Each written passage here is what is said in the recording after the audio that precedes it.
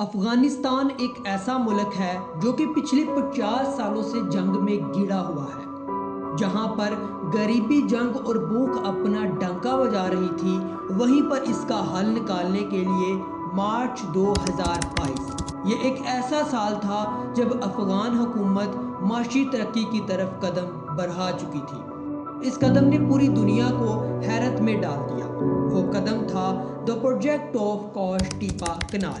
جی ہاں، ہم بات کر رہے ہیں دنیا کی سب سے بڑی بنائی جانے والی مصنوعی نہر کی۔ اس کو کوش ٹیپا کنال کے نام سے جانا جاتا ہے، جس کی لمبائی 285 کلومیٹر اور 500 فٹ تک چوڑی ہوگی۔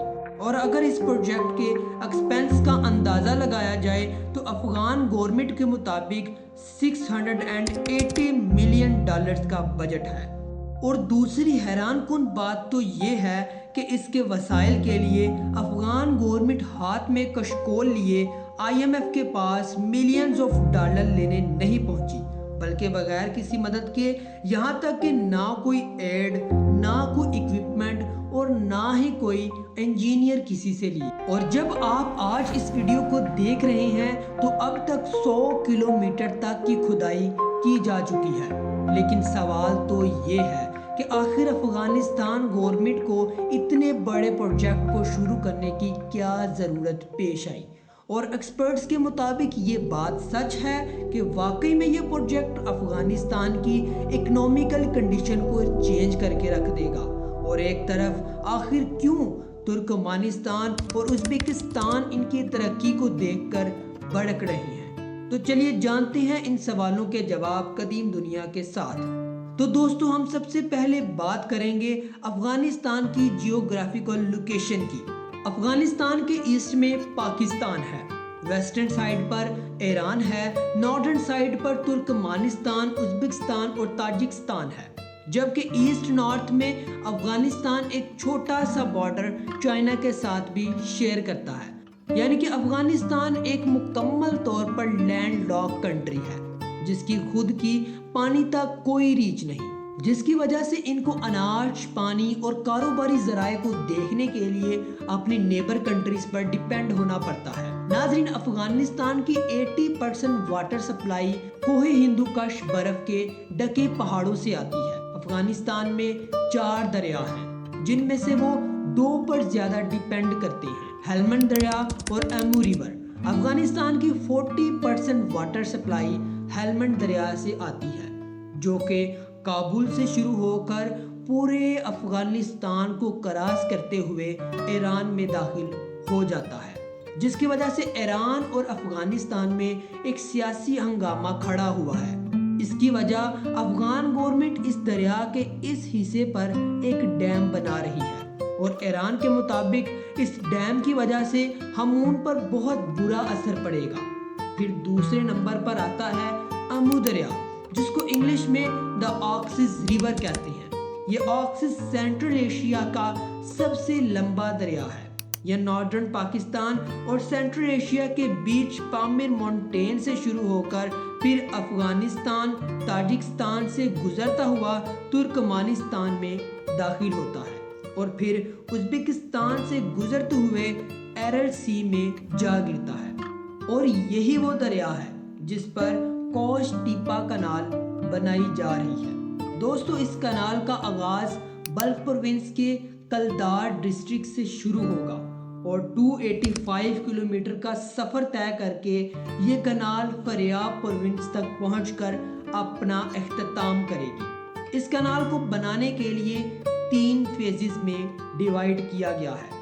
پہلے اور دوسرے فیز میں اس کو کھودا جائے گا، اور اس کے ایک فیز کو، جو کہ 108 کلومیٹر تک تھا، اس کو اکتوبر 2023 میں کمپلیٹ کر لیا گیا ہے۔ اور اب دوسرے فیز، جس کو 177 کلومیٹر میں تقسیم کیا گیا ہے، جس پر ابھی کام کیا جا رہا ہے۔ اس کو بنانے کے لیے ٹوٹل 200 لوکل کنٹریکٹر اور 7,000 کے قریب مشینریز، جن میں ٹرکس اور کرینے اور دیگر وہیکل شامل ہیں۔ اور ایک اور بات جو میں آپ کو بتاتا چلوں کہ ٹرکس اور کرینے کوئی نئی ٹیکنالوجی اور جدید دور کے نہیں، بلکہ 1970 کے دور کے ہیں۔ तमाम ट्रक्स को एक लाइन में खड़ा कर लिया जाता है और इंजीनियर का इशारा मिलने पर क्रेनें इनमें मिट्टी डालना शुरू कर देती हैं और जैसे ही ट्रक बढ़ते हैं इनको एक तरतीब के साथ बेचकर नहर के किनारों पर मिट्टी डाल दी जाती है। जी हाँ, मिट्टी को कहीं दूर फेंकने का झंझट मोल नहीं लिया गया। ये एडवाइस ANDC के एक इंजीनियर ने दी थी कि नहर के हिस्से से ही खोदी गई मिट्टी को नहर की बाउंड्रीज पर डाला जाएगा, ना कि कंक्रीट को, ताकि यह मिट्टी जितना एक्स्ट्रा पानी अपने अंदर जज्ब कर ले और इस तरह ट्रांसपोर्ट का खर्चा भी बच जाएगा। नाज़रीन ग्रामी, अफगान गवर्नमेंट कॉश टीपा कनाल के कंप्लीट होने के बाद इसको मुख्तलिफ मसाइल के हल होने के नज़रिए से देख रही है। अपनी नेबर कंट्रीज़ पर डिपेंडेंसी को कम करने, सेल्फ सफिशिएंसी में फूड प्रोडक्शन को हासिल करने और अपनी एक्सपोर्ट्स को बढ़ाने के लिए इस प्रोजेक्ट पर काम कर रही है। अफगानिस्तान एक ऐसा मुल्क है जिसका 70% हिस्सा पहाड़ों पर मुश्तमिल है और यहाँ की ज़मीन भी खुश्क साली का शिकार है। ना मिट्टी में नमी होगी और ना मिट्टी काश्तकारी के काबिल होगी। इसकी पॉपुलेशन को भी सदियों से पानी की किल्लत रही है।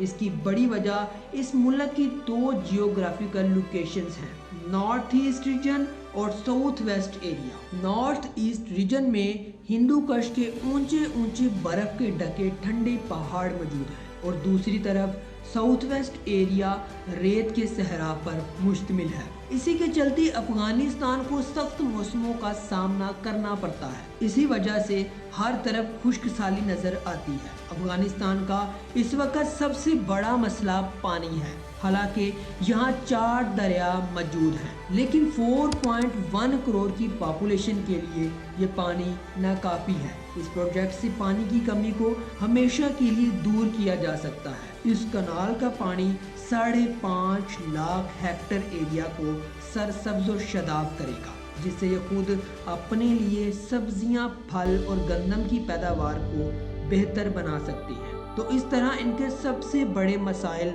हल हो जाएंगे, जो कि अफगान और US गवर्नमेंट के दरमियान जंग के बाद शदीद पैदा हो चुके थे। दोस्तों, जब से कॉश टीपा कनाल पर काम का आगाज हुआ है, 2 वस्ती एशियाई रियासतें तुर्कमानिस्तान और उज़्बेकिस्तान ने इस पर अपने खदशात का इजहार करना शुरू कर दिया, क्योंकि ये दोनों ममालिक आमू दरिया पर ही डिपेंड करती हैं।